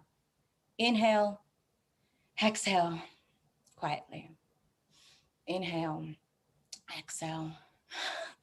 How much more quiet could I get? Was my own body willing to at least love me in the dead of night, make some noise for me? I touched myself to see if my body would still react. It did, and I hated myself more. I unlearned my name, burnt off my fingertips so I could not feel my skin, walked away from my tongue still on that golden platter. I would go years without tasting myself, but can I ask, why must I quiet my love when you cannot find a reason to love me? Why must I quiet my love when you cannot love yourself? My love was once loud. My body was a pop star winning Grammys. My heart was a drum that couldn't keep rhythm, but that's okay because I never asked you to play with it. Why must I stay quiet? Because I am the banshee that will wail until the neighbors get called. I am the witch who will cast love spells and hexes in the same breath under the same moon. I am the bitch you will tell all your friends I was crazy. Like, God, she was such a crazy bitch. But I'd rather be a bitch than your bitch.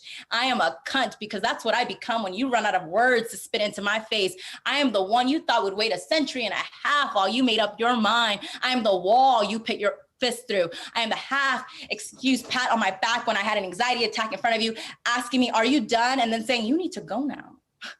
I am the excuse you made up to break up with me when you were too insecure of a boy. I am the girl who sparked something in you and that shit was too bright. So you finally saw your own reflection. Guess you didn't like what you saw. But do you think for 1 second I sit around and wait for you to decide? No, honey. I am the ocean tide and you are no god to pull me back and forth like I am yours to own. I am not gonna sit around. I won't be here waiting in the quiet of a love. Only the gods can hear. I am loud and I am soft. I am so many things you will never experience because you were looking for something better, something quieter, something not too much. Baby, we are always looking for something better, but do not worry because I am the heartbroken niña crying into ice cream and a bottle of wine every Friday night. I am give me a few winks and I'll be okay. Out drinking with her friends, out remembering why I think the heavens, my heart was broken over and over again by boys pretending to be men because when the pieces come back, they come back in shapes I never thought I'd be able to piece together. If you had decided you'd settle down with me shutting up, I am not settling down for me shutting up. So don't settle for me. You can go now. because I am over writing poetry for men and their neediness to keep fucking over this body with their soul call needs. I am done writing rhymes for women who had me holding my breath because maybe this is the time they would let me call them mine. And I am no longer apologizing for how I love the fierceness in my bites, the tenderness in my holes, that I'm too sensitive for this shit, but let's pretend I'm the toughest bitch you've ever fucked. I'm not apologizing. I cry and I laugh and I create art with fingertips that I know will leave scratches down your back and trace your lips into a curly up smile. I want to know why you smile when you look at me. Am I the prey you've been hunting? Or am I the predator you think you can tame? I'm neither. I'm a goddamn mujer who loves, and I will love loudly. Thanks, guys. Yeah. Yeah, thank you, Andy. Thank you, everyone. Y'all are all amazing. Okay. Yeah. Thank you, Janet. Okay, fire showed up, all right?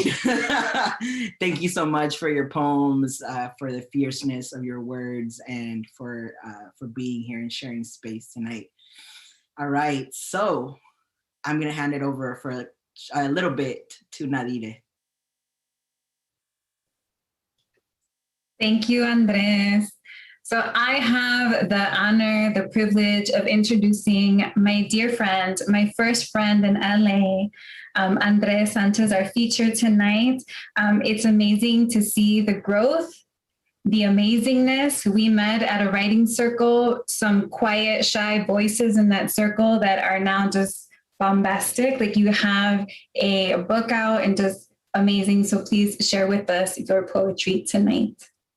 Hey. Thank you, Jackie. So we talked about visibility, and we talked about, representation. I talked a little bit about that and what that meant for me. So if it's okay with folks, I'm going to read all my trans poems tonight. That's what I have for you all. So my book is called This Body. You can find it at World Stage Press, www.worldstagepress. And it's a book about transition. It's a book about acknowledging that I'm not a perfect person and I've made mistakes, and that I'm growing and healing from the mistakes, right? And growing and healing from all of the challenges that have come up in my life. And so tonight I'm gonna be sharing most of my poems that talk about transition, and a couple of other different ones that just talk about my journey in general.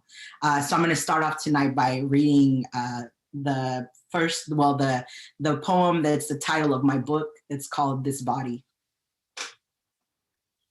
In this body given to me, I learned to move my limbs, sometimes to the sounds of cumbias from Mexico DF, where I was born, sometimes to the sounds of my mother's cries when father would leave to El Norte to follow the American dream. Only I know what I have lived in this body.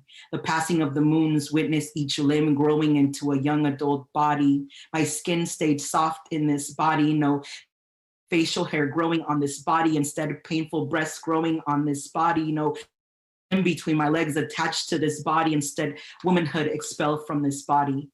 I've questioned my happiness in this body. I've prayed, I've cried, because I want this body to be a masculine body. I want to be described as handsome in this body. I've dreamt of a safer place for this body that I have yet to find. I know there is something bigger than the memory of this dispossessed body. Bone and flesh are weak because of the heartbreak past lovers have caused that I don't know when I began to carry them instead of me in this body. I've learned to be loved in this body, feel what it's like to be touched, but I'm not sure what it means because I cannot weigh myself in this body. I'm ready to take back my beautiful body. I want to feel again in my body. I want to breathe love through my body. I want my body, my feminine but masculine body, wrapped up into blissful perfection. All right. So after I came out, and what it meant for me to transition was that I wanted to. It took me a little bit of time, but I wanted to get on medication, and so it's something that's really, really weird to get used to doing weekly. And so there are some times where it's really hard to to pick up the needle and like go through the process of injecting myself. And so I wrote this poem that talks about what that feels like for me sometimes. It's called Tattoos, Tea, and Hope. The buzzing needle on my skin promises a vision in color. It weaves in and out of my pores, letting the ink shape the flowers on a skull. I take breaths, feel the repetitive action take over my aching body, hoping that when I open my eyes, my angst will be gone. I share glances with the artist, allow her to lean over me, an intimacy only she and I share. I feel her nervous breath like anxiety spilling on my skin. I allow her to touch places that were reserved for lovers that never learned to touch my resilient body.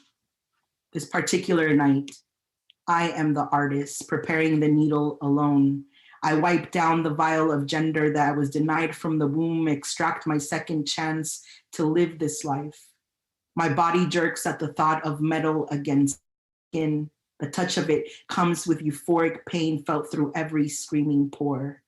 This body is learning that grace and suffering are exactly the same thing when there is only one way out of depression. I put the syringe back, the cap on the syringe, rest, breathe, think, hoping that when I return for it, my body won't weep. So I talked about kind of the difficulty of navigating space with family, right, around transition, around just identifying, as trans or queer. And so as I was writing my book and thinking about some of the early experiences as a child and like what masculinity and femininity looked like in my household, I went back to this specific, these specific events. We lived with a lot of people. At any point, it was a house full of 13 or 14 people that lived with us, or with my immediate family, and they were all like, extended family and so on. And so this came from a reflection on those gatherings. It's called Earning a Seat at the Table. I always wanted to be invited to the table. Mothers putting their hands in masa, fingertips tender from holding the stems of chiles and turning tomatillos for salsa verde that I enjoyed as a child. As I coughed through the fumes, my mom would say, "Vete a jugar, go play." Women bonding, meal prepping over the heat off a 4-burner stove, laughing and sipping on cerveza in between breaks to wipe the sweat from their forehead and upper lip. Listening to their conversations was wisdom wrapped in corn leaves, savory and spicy, meaty and fruity, all a good balance for how to stay strong amongst the men. The men sitting outside huddled over a cooler full of cheap, intoxicating cans, more water than alcohol, laughing about their escapades as young men, reminiscing about the women that got away, too afraid to admit maybe they were just too ordinary for their liking, trying to outdrink each other, acting like fools when 4.4% alcohol got to their heads, all lessons in masculinity that I want to stay away from. I am invited to the table now. Cerveza to my left, curses rolling off my tongue, Hannah knife chopping onions. No children to teach these lessons to because I am still unlearning the damages of patriarchy, still searching for healing in the food that nourished my body as a child. I partake in conversations that bring me closer to my roots. La comida está lista. The food is ready. Everything stopped for a minute. The men broke up their circle. Then the women served the men first, then the children, then themselves. Being invited to the table also meant I had to learn how to put myself third, forgive lovers for cheating, live in secret when lovers weren't ready to give me their heart, put the abuse of men in the past, forgive my father for his drinking and his absence, begin to forgive my brother for his ignorance, forgive my body for wanting to be everything that oppressed me. All these lessons taught by strong women, knowing how to take the heat of it all, pushing through despite the drip over their brow, living with the weight of calloused hands. We sit, and eat what the fire cooked for us. Talk over each other, laugh through the clinks of silverware against plates, savor the masa in between our teeth. Provecho and salud used interchangeably while reaching for a little piece of home. All right. So next poem that I'm going to share with you all it's a poem that talks about kind of me navigating the changes that my body is going through. This was probably about a few months, like 7 months into being on medication. And so, just kind of like what I was experiencing, it was a wild ride for a few months, actually maybe for the first year, with everything happening. So this next piece is called 37 going on 15. As my voice deepens, my emotions bury themselves in my left rib. Shedding water from my eyes becomes more difficult. I am looking for release and haven't cried in 7 months. It was that long ago that I started my transition. Hormones rage. I fall in love with brown-eyed, long-lashed beauties just as much as I drool over broad shoulders and strong jawlines. I fall out of love just as fast. Daydream of naked crushes more than usual. I'm a 15-year-old boy living in a 37-year-old body. I light up at the thought of breasts. Nothing I haven't seen before. I try not to giggle much. I try to carry a more masculine demeanor, although I'm unsure of what that really means. I struggle with buying shirts because nothing is big enough to hide my chest. I take a binder and see it flatten into the figure I always saw myself to be. Layers on layers to keep everything in place to ensure I can pass in public. I don't shave anymore, at least not in the usual places. I have baby hair growing on my face. The moon cycles have stopped, but so has my severe depression. It seems more manageable nowadays. I hate the outs on my back and my chest. I get anxiety at the thought of using gendered restrooms because I never know who may be policing my pee schedule. On occasion, I still wear powder fresh deodorant to remind myself to stay soft. Mask my fear of never having the body that I want with cologne. Take pride in fresh haircuts from an all-inclusive barbershop where everyone knows me as him and they. I expect the moments when I'll get misgendered again, when I'll have to answer to my legal name when my debit card gets swiped, being called sir, then ma'am, then here apologies, then here apologies, then here apologies, then here apologies, when all they had to do was ask. A voluntary second puberty that has made me even more unsure of myself, yet I know I am a step closer to being myself. An act of resistance to my trauma as my body prepares for its time to heal. All right, so I'm gonna read one last piece, and this piece is the first poem in my book, which is really just a testament of my entire journey. So it takes you, Nadira earlier shared about a poem about her trip from DC to LA. And similarly, I had those two trips. I moved from Las Vegas to DC to get away from a really bad situation after a breakup. And then I came back to LA after a bad situation after a breakup. So I will flee. And so this is a testament to my lived journey, and it's called I Am My Roots. At first, I was from the motherland. Frijoles con queso y bolillo raised me. Corn tortillas kept me alive. I'm from where the eagle perched on nopales, green as the mountains the Aztecs called home, white as jicama con chile and limon, red as the blood of my indigenous mothers. I came from maternal abuelos raising me as their own for 2 years. From pan dulce that sweetened the days I mourned the absence of my parents. I came from el temblor del 85 that shook all the fear out of me. From my weekly shots recommended for my fragile, anemic body at 4. From my first crush on the neighbor across the street.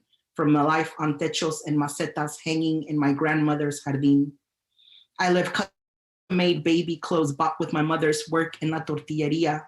for secondhand clothes given to my father by his co-workers, traded homemade sopes for cheeseburgers, made the American way.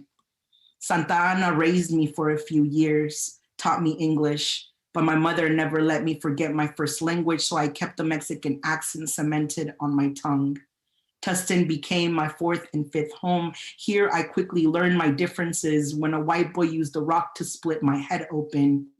What are you? Where are you from? Became questions I could not answer even when I felt the drips of blood from my wound. Cali kept my heart always, but I was raised in a city translated from the meadows.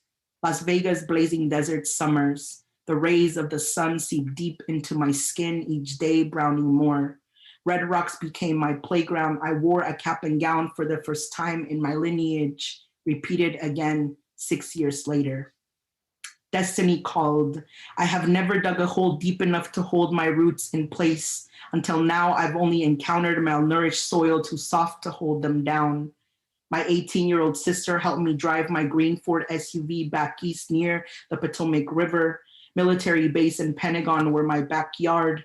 The Smithsonian offering free history at my fingertips. Again, hardly any history was mine. None of the apartments that I lived in could hold enough of my sadness, so it overpoured into the streets, made it to my work desk where I embraced my passion for health. I learned to travel, took myself on road trips to escape the isolation, got my first passport, planned trips, made a list of places I wanted to go, then packed my tiny car and watched it get shipped back west. I arrived in the City of Angels on March 10th, 2014, with broken heart, but more hope. I learned to become a master, cap and gown now becoming a legacy. Unpacked years of trauma, became my true self, learned my way around the freeways and the neighborhoods, made significant friendships. I still struggle with calling any place home, pack, unpack, repack, live out of boxes, survive with the lessons from when this journey began. I am temporary, like how my spirit lives in this body temporary. I claim no hood. Like my ancestors, I settle where I can find a warm place to sleep and enough nourishment to guide me through this passage. I am not local.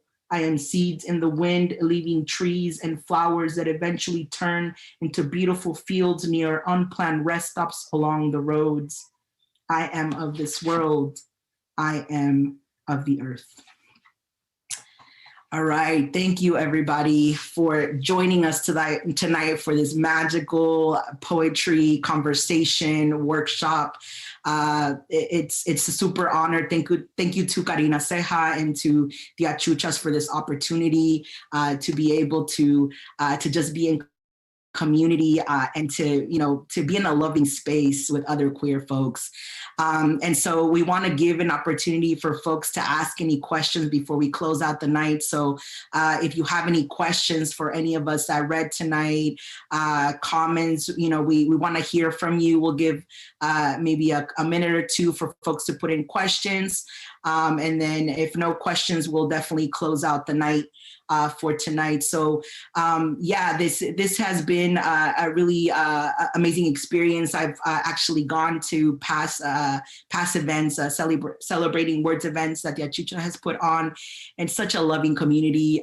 So it's really great to just be in this space and to share really great poetry with everybody. So any questions that you all have, again, we're giving some time to put those questions in the chat. If not, we'll close out the night. Okay. All right.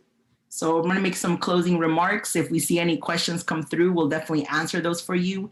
But this is the end of our program. We hope that you learned something new and that you're inspired to continue to be your creative selves, that you maybe, take on writing as a form to just document your own stories, to document your journeys, your experiences. There is a survey that will need to be filled out by folks. So please fill out the survey and give your feedback to Tia Chuchas. And there'll be an offer of 15% that's going to be given off from any bookstore purchase if you do fill out that survey. So make sure you get that 15% off. Go spend some money on some great books. I'm hoping to have my book at Tia Chucha soon. Life has happened, but that's one of my goals eventually. So thank you all so much. Thank you for being here, for being present, and for enjoying this night. Good night.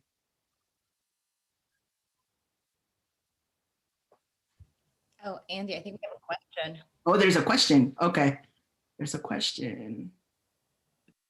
Okay, so the question is, what brought you to poetry as your form of expression? Who wants to go first?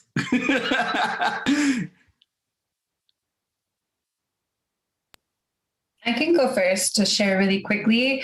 I think for me, I wrote for myself as a teen, by myself, feeling all the feelings and trying to make sense of everything. I feel like I felt misunderstood for most of my teen years, and I knew that I was different, but I didn't know how or why.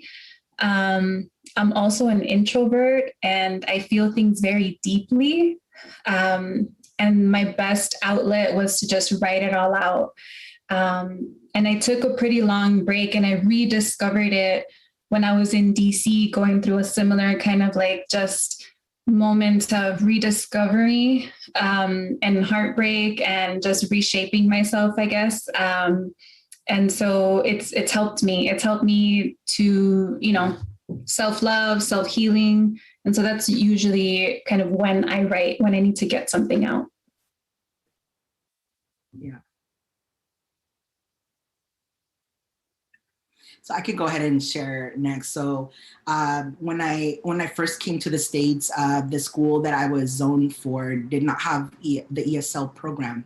And so I was basically like pushed into like, all right, you're going to sit in class with everybody. I didn't understand much. And I then moved from that school to a different school, and the same thing happened there, no ESL program. And so I basically had to like really like just, I don't know at what point I learned English. But one of the things, and even that lesson as early as like I was in second grade, I needed to use the restroom and I didn't know how to ask. And so I looked around the room and I'm like, who am I going to ask?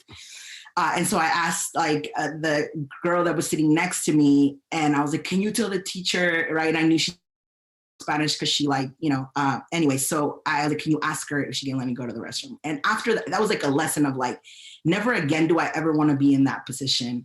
So I totally dove into like learning English. I don't know, like that whole year, I was like, I can't do this anymore, right? Like I have to speak up for myself.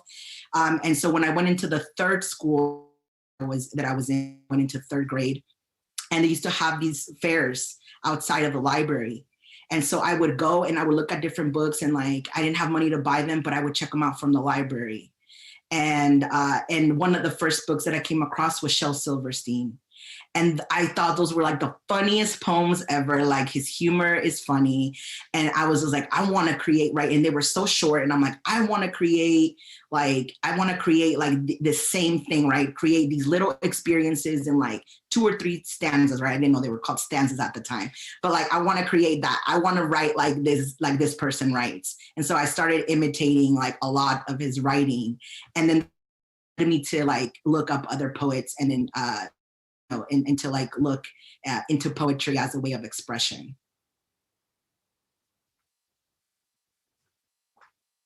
Other folks want to share? I can go. The fun answer I give people is that I started out writing songs, and then I realized, girl, you can't sing. And so then I was like, but I still like expressing my inner thoughts through like rhyme and like performance. And I was like, yeah, okay, what is something like song and lyrics and music? Oh, poetry, cool. So that's my fun answers I tell people. I'm like, I just had a lot.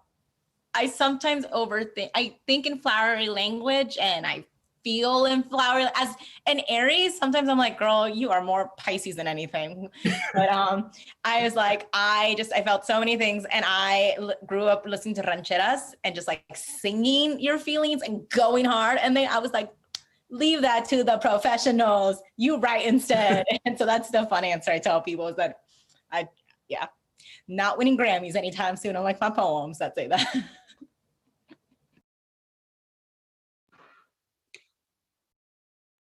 I just kind of stumbled on it, on writing.